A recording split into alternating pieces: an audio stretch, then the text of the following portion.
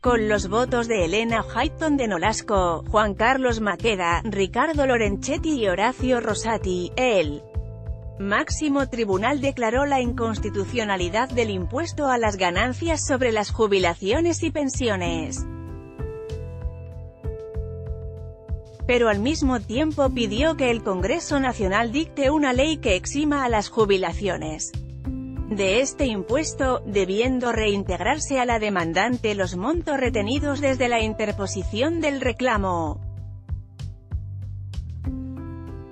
La Corte Suprema, tras recordar el alcance de los principios de igualdad y de razonabilidad en materia tributaria, destacó que el presente caso debe resolverse en base a la naturaleza eminentemente social del reclamo efectuado por la jubilada. Explicó en este punto que la reforma constitucional de 1994 garantizó la igualdad real de oportunidades y de trato, a favor de los jubilados, como grupo vulnerable. El envejecimiento y la enfermedad son causas determinantes de vulnerabilidad que obligan a los jubilados a contar con mayores recursos para no ver comprometida su existencia y calidad de vida. Destacó que la reforma constitucional de 1994 genera el deber del legislador de dar respuestas especiales y diferenciadas para los sectores vulnerables, entre ellos los jubilados, con el objeto de asegurarles el goce pleno y efectivo de todos sus derechos. A la luz de este mandato de naturaleza social, el imperativo constitucional debe proyectar en la actuación del Estado una mirada humanista al momento de definir su política fiscal. En consecuencia, el tribunal destacó que el sistema tributario no puede desentenderse del resto del ordenamiento jurídico y operar como un compartimento estanco, destinado a ser autosuficiente sin considerar los grupos que la Constitución protege de manera especial. Está de acuerdo con que las J. En este marco, explicó que la sola utilización de la capacidad contributiva como parámetro para establecer impuestos a los jubilados y pensionados resulta insuficiente porque no toma en cuenta la vulnerabilidad de los jubilados que ampara la Constitución Nacional. La falta de consideración por las autoridades de esta circunstancia coloca a los jubilados en una situación de notoria e injusta desventaja. En disidencia, Carlos Rosenkrantz resolvió que las normas de la Ley de Impuesto a las Ganancias que establecen que las jubilaciones y pensiones se encuentran alcanzadas por dicho impuesto son, en principio, constitucionales y que no se demostró la inconstitucionalidad ni irrazonabilidad del pago del impuesto en el caso de la actora. Para resolver de modo preliminar, Rosenkrantz destacó que en el año 2016, a los efectos de morigerar la sensible situación de los jubilados y pensionados, el Congreso sancionó la Ley 27.346 que introdujo modificaciones a la Ley de Impuesto a las Ganancias. En dicha ley, el Congreso estableció una deducción especial en virtud de la cual las jubilaciones o pensiones de aquellos beneficiarios del régimen general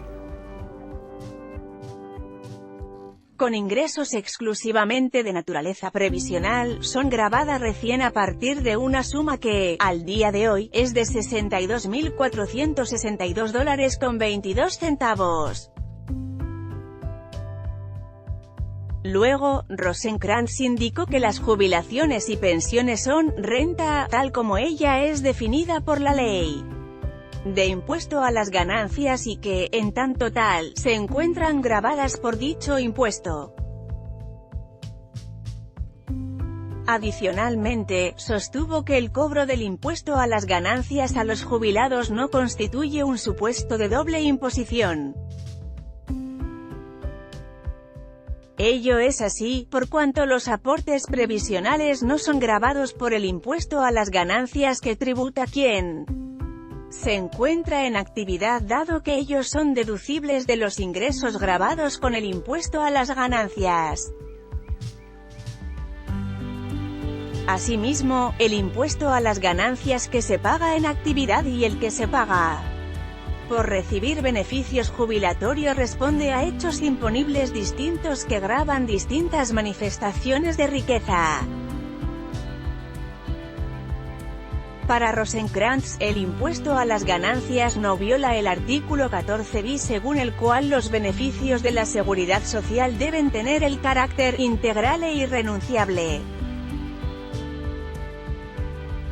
Entendió que la integralidad de la seguridad social que la Constitución garantiza no implica que los beneficios de la seguridad social no puedan ser gravados, sino que expresa la convicción del constituyente de que la seguridad social debe abarcar muchos otros beneficios diferentes a la jubilación, amparando a los habitantes de la nación de contingencias diversas. El caso que analizó la Corte es de 2015, cuando la jubilada entrerriana María Isabel García presentó una demanda contra la AFIP y luego obtuvo dos fallos favorables, el Juzgado de Primera Instancia y la Cámara Federal de Paraná. Ambos definieron la inconstitucionalidad de la aplicación del impuesto a las ganancias para los haberes previsionales. Los camaristas determinaron que la jubilación no constituye ganancia, y además ordenaron reembolsar lo descontado más intereses. En este caso, la Corte coincidió con reintegrarle los montos retenidos desde la interposición del reclamo. Para justificar el reembolso, los jueces de Entre Ríos que fallaron a favor de García recordaron un argumento de la Sala 2 de la Cámara de la Seguridad Social. En el caso Calderale, la jubilada ya había pagado ganancias durante su vida activa. Disconformes con la medida, la agencia de recaudación volvió a apelar y así se llegó a la Corte. El caso García fue tomado de una familia de litigios similares. La Corte lo consideró como el más representativo del universo de jubilados sobre los que impactará su resolución. En 2015 unos 300.000 jubilados y pensionados estaban alcanzados por ganancias. Los primeros cambios en el mínimo no imponible de Mauricio Macri excluyeron a la mitad. Pero con la última modificación del impuesto en enero pasado, se incorporaron 47.600 nuevos tributarios. Hoy, son entre 170.000 y 200.000 los que pagan. Hasta diciembre de 2018 el mínimo no imponible de 6 haberes mínimos se aplicaba por recibo.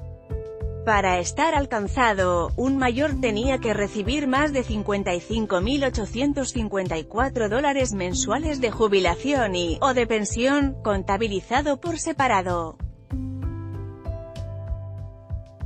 Pero desde 2019, el mínimo se cuenta por beneficiario y se deben sumar los montos de los dos recibos para saber si está alcanzado.